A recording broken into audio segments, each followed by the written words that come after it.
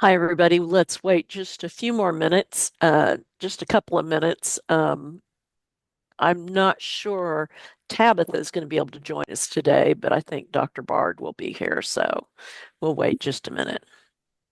I should say Dr. Fleming because she's got a PhD too. I don't mean to treat them differently. Oh, there's Tabitha. I didn't think she was going to make it today. Dr. Fleming, how are It's you? okay. I'm well. How are you? I'm all right.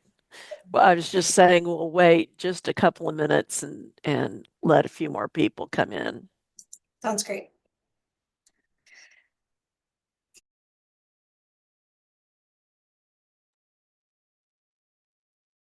Dr. Deshay. Yes. I'm just messing with you. I'm testing my computer because I had issues yesterday at a meeting. So I thought, well, I'll just give you the courtesy right back. Why, thank you. But I Absolutely. always I tell everybody call me Lisa, so Yeah.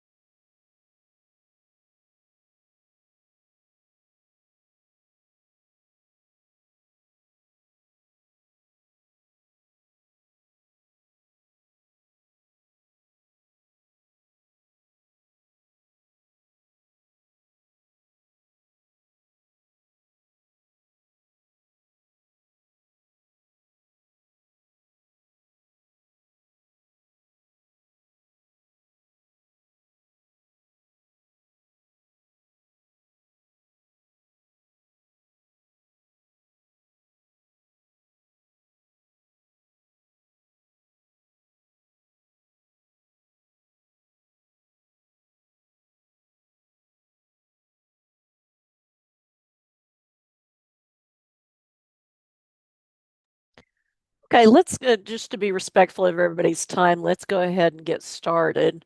Um, I'm going to go ahead and start the slideshow. Can everybody see that as the slideshow format? Okay. All right. So last month I gave you the results of the first three objectives for our evaluation of the innovation grant. And today I'm going to give you the last three, the results from the last three. And then Dr. Bard is going to be talking about the coordinated state evaluation. And for those who don't know, we're that means we're working with other states who also are interested in workforce development. And we're working together to try to come up with some common questions that, in other words, a couple of research questions that all of the states will share. And we made change our methodology a little bit for our particular states, but everybody's going to be having at least a couple of questions that we have the the same measures for. So maybe we can make some comparisons across states. And then he's also going to talk about OU staff roles for referrals, which is what the subject of our rounding calls has been.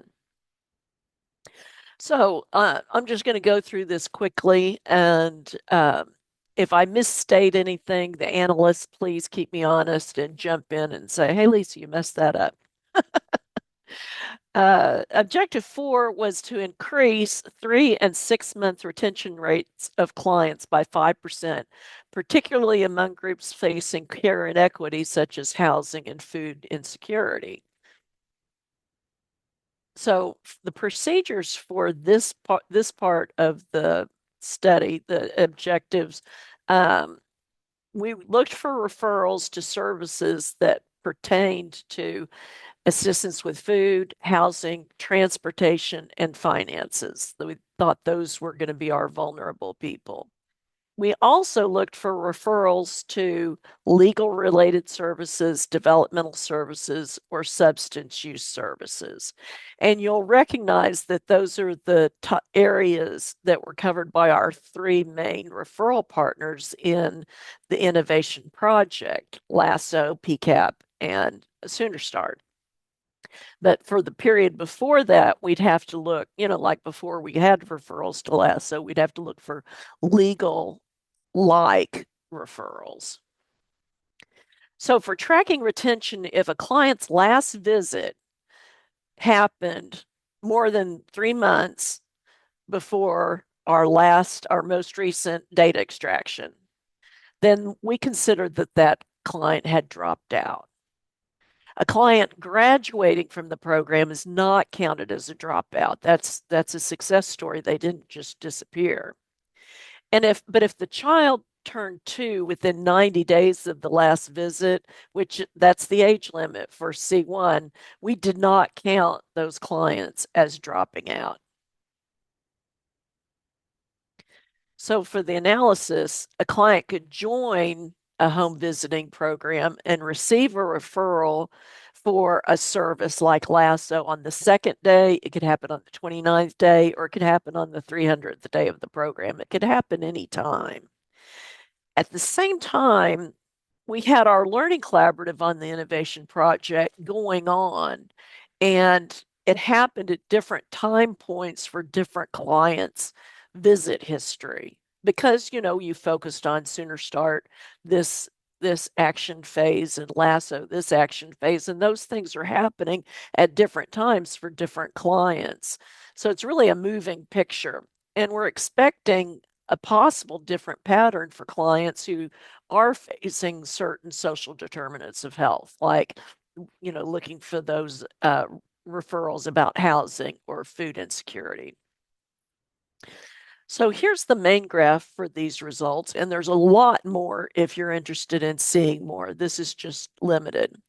We have two graphs here, one on top of the other one. And Andrew, you did this one, didn't you? Looks like me. Yeah. Would you mind walking us through this? I think you'd do a better job explaining. Sorry to throw this. I kind of just threw him under the bus. He wasn't expecting this. We have, it's the amount of time, as time goes on here, the time goes by, there's a lower chance of being retained into the program, which makes sense. They're not going to stay in these programs forever. And the the reddish orange line also is showing that, but the blue line is for the time period after the innovation began, and the reddish line is for the time period before the innovation. And so just check me on this, Andrew, because this blue line is higher than the orange red line, and the statistics back this up. Clients after the innovation grant had a higher chance of still being in home visiting compared to the time before the innovation began. Yes, that is correct. This is showing the probability of clients who had, we looked at their most recent visit and their last visit and possible events that happened between that, like the start of, in this case, the start of Unitas. And what we saw is that once for a client who started within Unitas, or if a client started before then, but then persisted after the start of the Unitas, they were more likely to have a final start visit that happened after that 6-month period. Yeah, so the innovation was affecting the retention. Thank you, Andrew. Now we did see a difference in for the different home visiting models. The Care Coordination Learning Collaborative was specifically helpful for PAT and C1 clients, but the effect was not significant for Safe Care.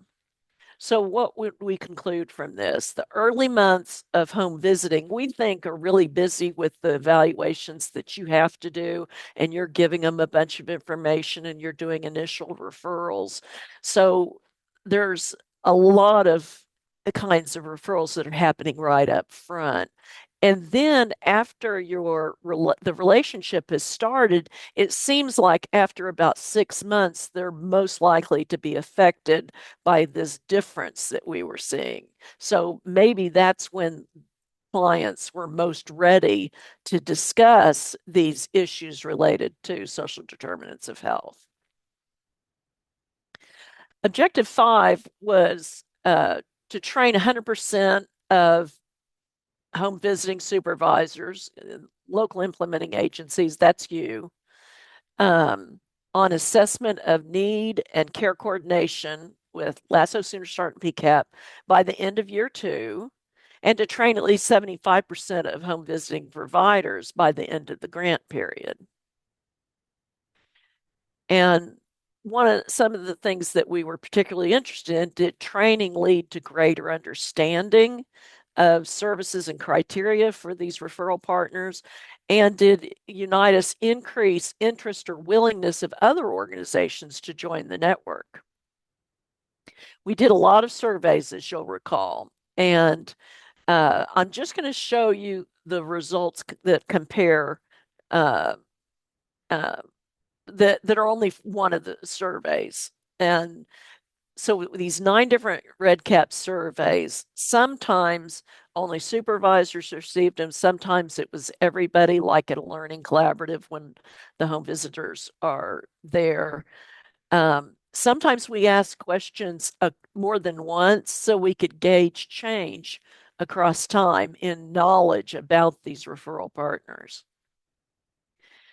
We only did frequencies and percentages. The responses were anonymous. That means we couldn't say, oh, well, Cynthia Palomino answered this way on this date, and then she answered this way on this date, and see how Cynthia changed. It was all anonymous. We couldn't do that kind of pairing.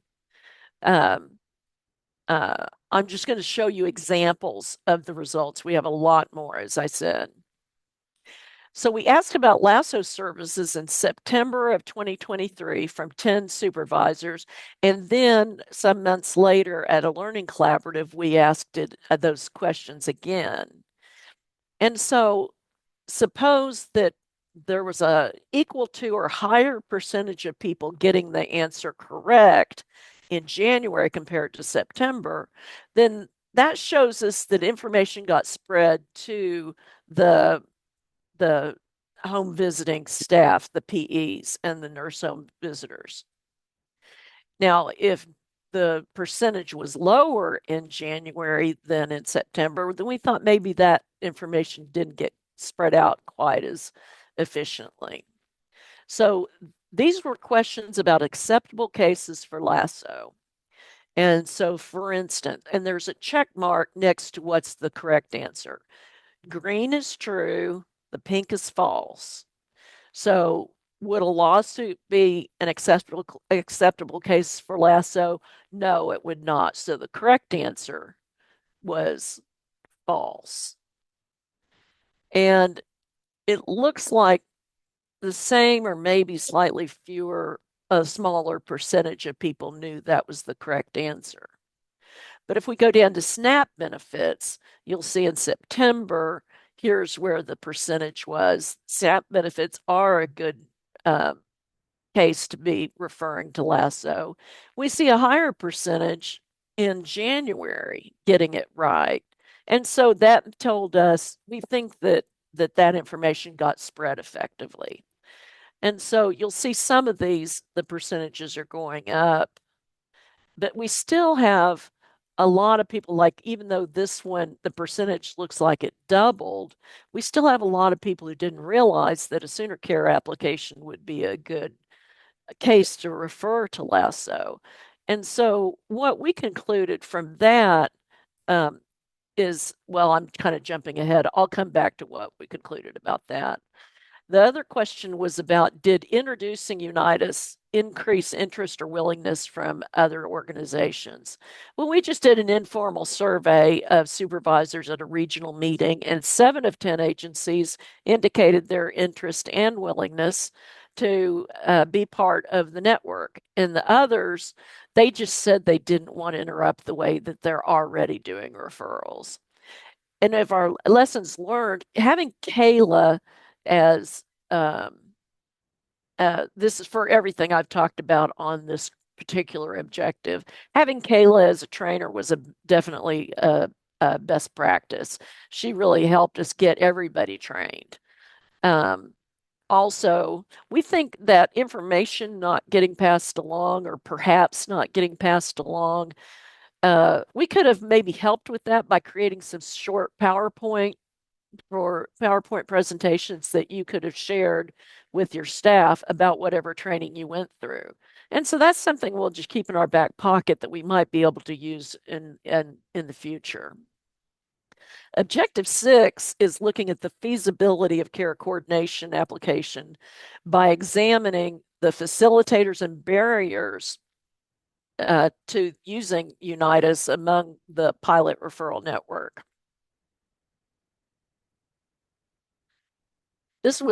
We took a qualitative approach to this analysis with semi-structured interviews with clients and providers who were affected by or involved in the innovation.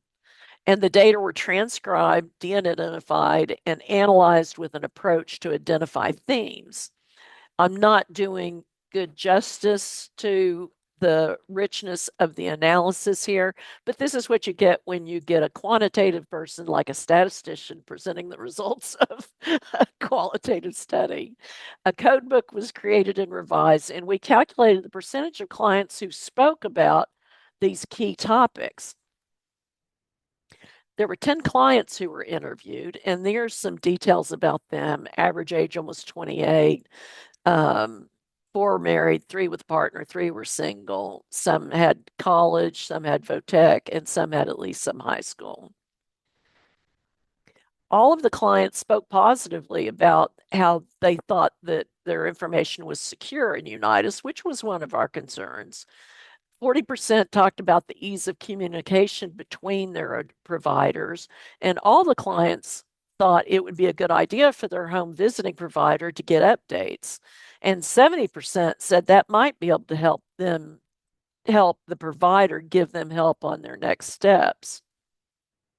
Here's a few quotes from clients, and this is the data, for us in qualitative research, for them in qualitative research. And you can see that they're speaking positively about their experience with Unitas, and we're always happy to see that. I think this came out more than once, that this was a common theme that came out, that they didn't have to tell their story over and over. For the providers who were interviewed, they also showed a positive impression of Unitas, helping to close the loop, taking that communication burden of telling the story over and over off their client. But there were some barriers, like the platform was not user-friendly enough, the search function was criticized, and all of the providers mentioned these things. Referrals took more time. You had to enter stuff in ETO and Unitas. And some commented on a less personal relationship with the referral partners by going through Unitas. And here's a couple of quotes from providers who were interviewed. The constant duplication. They did like the follow-up instead of just having to ask the client. So on balance, findings suggested that Unitas is feasible to implement and acceptable to home visiting providers and clients. Unitas was facilitated by the liaisons and Kayla. Double entry, data entry, though, increased the workload, but it did reduce the emotional burden on families to have their story included in Unitas. And that's everything I have to present. Do you have any questions or comments?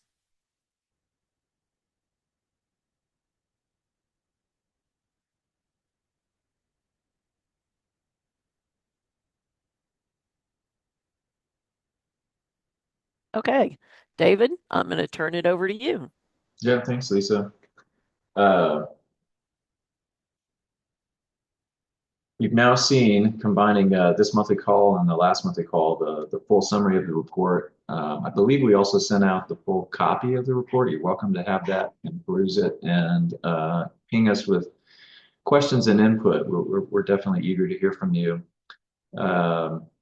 We will be pursuing some manuscripts in the months that are ahead, summarizing these results as well. So it may not be the last time that we go through results with you. We may want your feedback on how we're interpreting the data and how we're presenting it to others. But by and large, you won't hear a lot of new information about the innovation project that was completed. I do want to actually switch the order of my topics to tell you about a new chapter in the innovation project. And this too, I think you've got some early forecasts on, but I wanted to give you a few more details and also unveil where we're headed next. So as the innovation project was winding down, we were struggling to figure out a way forward to sustain the momentum that you had gained and build on some of these positive findings that Lisa has just reviewed. I'm pleased to inform you, if you didn't already know, that our partners at the Oklahoma Partnership for School Readiness have funded a one-year project to sustain some of the innovation changes that were made. And in particular, it has allowed us to keep the door open at Lasso and contract with Pilar, who may be on today, to field your ongoing referrals for that service, and also for us to do a little bit of evaluative work of the data. So tracking the number of referrals that are still being sent to Lasso, and also monitoring the quality of the information that's exchanged between the two sites and if there's any room there for improvement. We had hoped to do the same for Sooner Start, and we certainly have the funding there. From the agency perspective, it has not panned out, and so we've had to pivot. And a lot of this, I think, was communicated to supervisors in your rounding calls last month and maybe the month before. I have a list in front of me of great feedback that we received from all of you about potential avenues or other avenues that we could pursue with this funding to keep the momentum going. And I wanted to tell you where we've landed with that in terms of the plan for the next year. Some of the folks I'm going to mention are on the call today, and you're familiar with them. So Elizabeth Bankhauser was our liaison for Sooner Start. She's going to be heavily engaged in the work that's ahead here with what we're just broadly calling a deep dive, deep study of referral tracking in ETO. It will not just be isolated to Sooner Start, although Sooner Start is still on the table for us to investigate. And the deep dives will largely involve the creation of data dashboards and data reports that we want to feed back to you periodically in the years or the months, that remain for this current contract. So I was going to give you a flavor of what that's going to look like. In addition to Elizabeth, LaShonda Stevens-Sotomayor, who you are all familiar with, will be helping with this process. Purin Williams, who I think is on today, is also going to help with this process. But we do hope to feed back information that we learn from the administrative data to your groups via some data walks. And so the dashboards will not just be distributed by emails, but we want to actually set up time to meet with you and dedicate some conversation and deep thought to what the data mean. Based on the information we heard in the rounding calls and what we learned during the innovation project, a large focus in these data reports will be on missing information in these referrals and our attempts to quantify closing the loop. So can we determine not only when the referral was initiated and left a home visiting agency, but what happened next? So when did you hear back from the agency that the referral was received? When did the agency finally make contact with the family? When did the family finally receive that service or learn that they were eligible to receive that service? So these are the things that we're going to try to cull out of ETO, and we're looking far and wide to find that information. So not just your referral tracking system. We'll also be digging into some notes and seeing if we can fill in some of the missing pieces there. We will have some dashboards that we send to you periodically as we inch our way towards the data walks. But the data walks will be conducted virtually on a Zoom call just like this, where we put up on the screen lessons we think we've learned from the administrative data, and then we want to hear from you as the experts of these programs Are we interpreting it correctly? One of the hopeful takeaways here is a method to improve the documentation process and improve, that's a big umbrella. So improve the amount of, or the type of information that is currently documented, improve the way that it's documented, ideally even speed up the process of how we document that. We think we're going to do some qualitative interviews with you in addition to the data walks, but they're going to happen in that sequence. And really what we learn from the data walks will determine the necessity of follow-up interviews. But in the follow-up interviews, we hope to invite more people to participate, and we'll do it as we've done qualitative interviews in the past. So one-on-one interviews with individuals or maybe small focus groups. And what we'll be hoping to learn there is sort of the individual nuances within each agency of how data is tracked. It'll likely be focused on maybe one or two referral sources or one or two referral types. It's an evolving process and heavily qualitative in nature. So even though we're going to be pulling a lot of the structured data out of ETO, as I said, we're going to be looking at unstructured data in notes as well to fill in some missing gaps, and then relying on your feedback to sort of piece it all, stitch it all together into a narrative that makes sense. The timing is good in some senses, because I know that there's a concerted effort at the health department to revisit the way that referral tracking forms are put together, and some of this work is already being done by the internal evaluation team. So we're going to try to work hand in hand with that group and present back the information as a larger evaluation collaborative. Oh, the other thing I did want to mention is that if you have I was going to say pet project, but maybe it's a pet peeve. Okay, if you have a pet peeve for your referral tracking data and you want us to tackle it, the invitation is open. So let us know, what is it about your referral tracking system today or data today that you wish was improved? And we're looking for sort of, again, pet projects that we can spend some initial hours of FTE on to do this deep dive. We did get some ideas already from the rounding calls that were conducted, as I said, the last couple of months. So we have a tentative plan of where we want to start. But if you feel like you haven't been able to prioritize or place the your pet project higher on our list, just let us know. One of the things I heard, David, in the rounding calls was that all of the programs are keeping Excel workbooks to keep track of things for their annual report, that they're unable to run reports that are accurate out of ETO.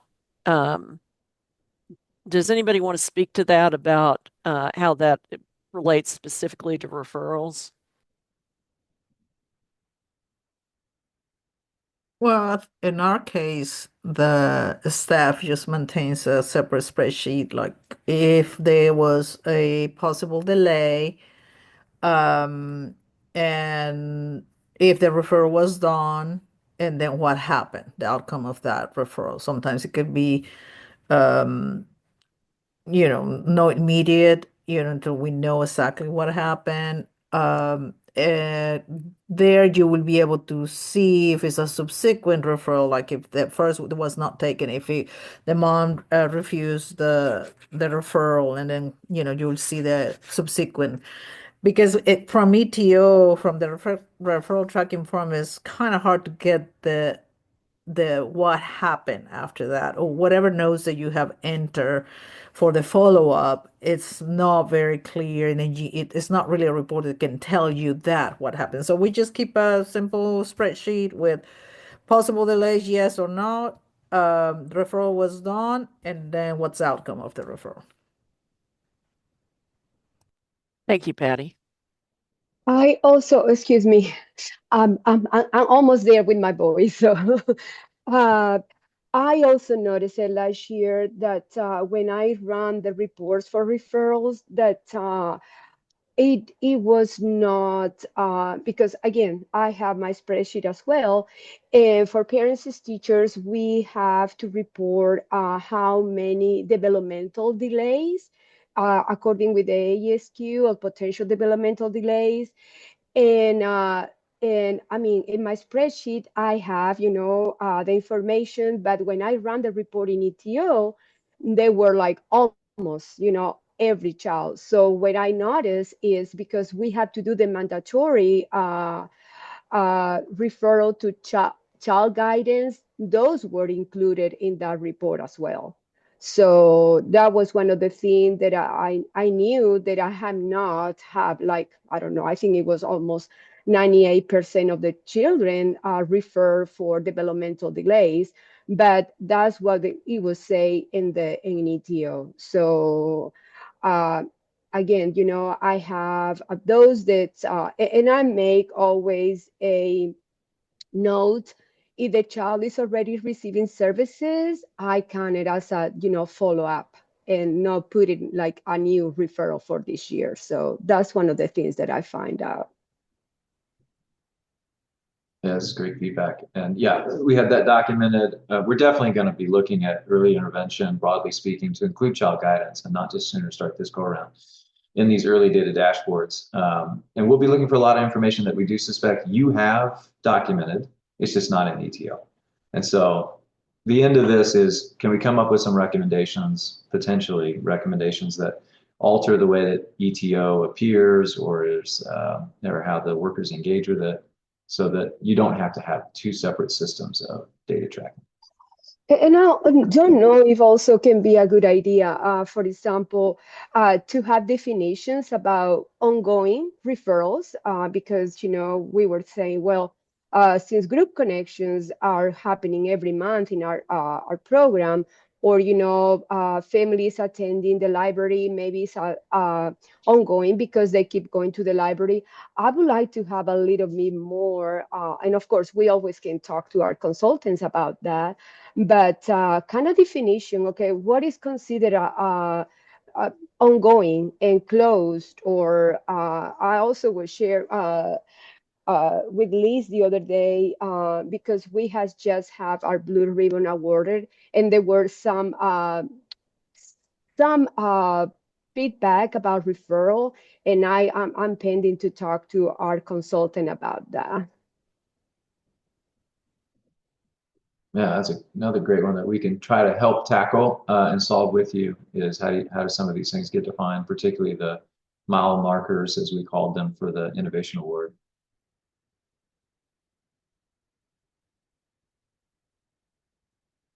Okay, so I just wanted to plant that on your radar and anticipate hearing from us in the months ahead. We'll probably build it into our monthly call as a quick check-in, a routine quick check-in on what data look like in some corner of the referral tracking space. I didn't say this earlier, but one of the first things we are going to look at is trying to mesh the initial referral tracking form with the follow-up referral tracking form, because I know not every agency has used those two the same way. And even within agency, what we've heard from supervisors and providers alike is that particularly that referral follow-up form is not consistently tracked. So we just want to put some of this in aggregate form in data reports, and then try to make sense of it together. And again, see if we can land on an improved system before the year is up. I think that's going to be a great use of the funds that OPSR has awarded us. The second topic on the agenda for me to cover is an update on the CSE. This is another routine update that we're just going to build into these monthly reports. A reminder from last month. So we chose to focus on workforce development for the Coordinated State Evaluation, CSE, that is ahead. We owe a research and evaluation protocol to the federal government by the end of May, roughly by the end of May. And we've been working on it, as you know, trying to incorporate as much feedback from this audience as possible. Thank you for your participation to date. we met last week with the other states who are also tackling workforce development over the next 4 years. And as Lisa indicated, we have this unenviable task of trying to come to an immediate agreement on 2 research questions that we all plan to pursue simultaneously. We also have to select 1 measure that we will all utilize simultaneously. We can use it in different ways, but what I suspect, the way we suspect this will shake out is that there'll be 2 fairly broad questions that all these states, including ours, will be focused on for research and evaluation. And there'll be at least 1 measure that we've all agreed taps into that subject matter in one way or another that we will collect at varying, not the same, but at varying periodicity. So some states may be trying to collect something from providers or from supervisors every quarter, or maybe every 6 months, or maybe every year. I don't suspect that all of us will be doing it exactly the same way, but we have to agree on at least 1 common measure. Okay, so reading the tea leaves, it does look like the 7 states are leaning towards home visiting supports for well-being, for provider well-being, workforce well-being, as one of these questions. So we haven't crafted the exact wording just yet, but I do think there'll be this exploratory phase for us locally to look at, okay, what supports are in place today and what supports might be desired that we think could improve overall workforce well-being. There's also a very strong likelihood that we have to adopt, I shouldn't say have to, that we decide to adopt a common well-being measure with sort of built-in categories of well-being, built-in dimensions of well-being. A lot of these instruments already exist. There's some favorites among the states, some leading candidates, I guess, among the states so far. So don't be surprised if we've got a measure that we have to collect data on that include 4 or 5 different measures of well-being. And we're tracking those 4 or 5 different measures under this common question and looking to see, okay, what type of supports, broadly speaking, can have an influence on those dimensions. The other category here, and this one is a little less certain, I'm pretty confident that we're going to end up with some question related to that topic I just mentioned, workforce supports having an impact on well-being. The other one, if I had to place a bet, is going to be in the space of job satisfaction and retention, and looking at how much does job satisfaction predict retention from the start, and then can we alter job satisfaction and thereby increase retention of our workforce. We're interested locally, and I think some other states are too, in a precursor of retention, or I guess attrition, leaving the program, and that is burnout. And it may not be a common measure, but I bet a lot of other states are going to adopt this very infamous measure of burnout called Maslach's burnout inventory.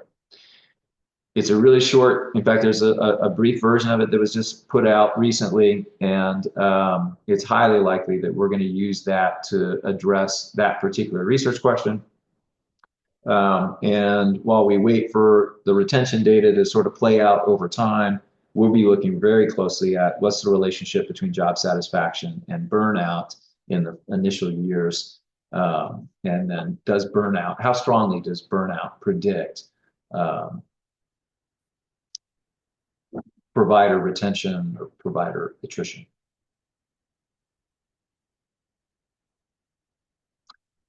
Implied in what I just said before, because we're jumping in this for the first time, we really want to anchor our focus on your priorities, your agency's priorities. So you as supervisors and your providers alike. And so there are going to be more opportunities, particularly in year 1, for us to gather qualitative data from you on the topics of HV supports and workforce well-being, job satisfaction, and burnout. We're hoping to create a list of more sophisticated change ideas than already appear in our KDD. And we'll be doing that in an evolving way over time with your help.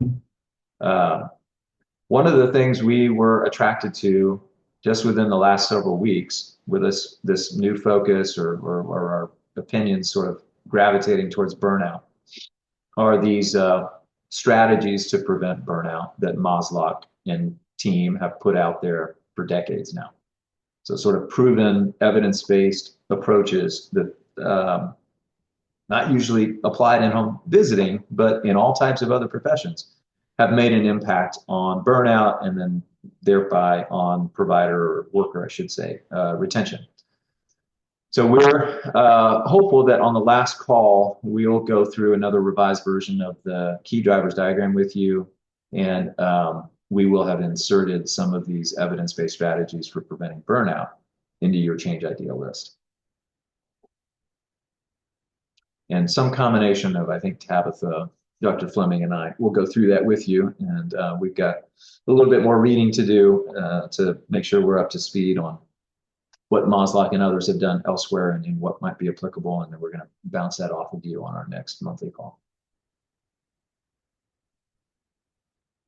Okay, let me double check my notes. I think those are the only things I wanted to emphasize for today. Oh, you know, in the CQI work, as I said last month, you know, we're hopeful that whatever we're doing on the research and evaluation side in this workforce development space contributes to how the CQI collaborative is operating.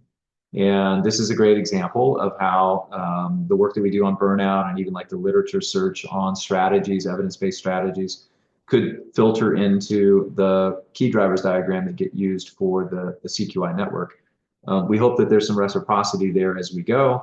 And we'll also be logging other types of interventions that in the second, third, fourth year of this CSE work, we can institute and look for some change. So particularly in that first question that I described. So looking at home visiting supports that impact well-being.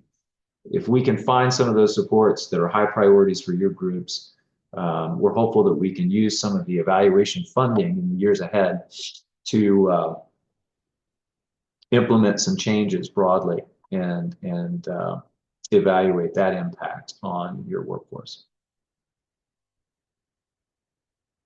Frankly, this work on referral tracking systems and streamlining the tracking process is one that is sort of obviously top of mind, and there's some overlap with potential overlap here with workforce well-being. So don't be surprised if one of these workforce supports is how can we streamline data collection and improve the processes of things like referral tracking.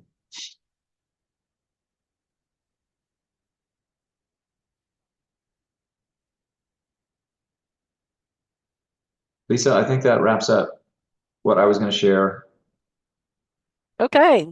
Well, thank you, everybody. Does anybody have anything else that they'd like to talk about or comment on what David was saying?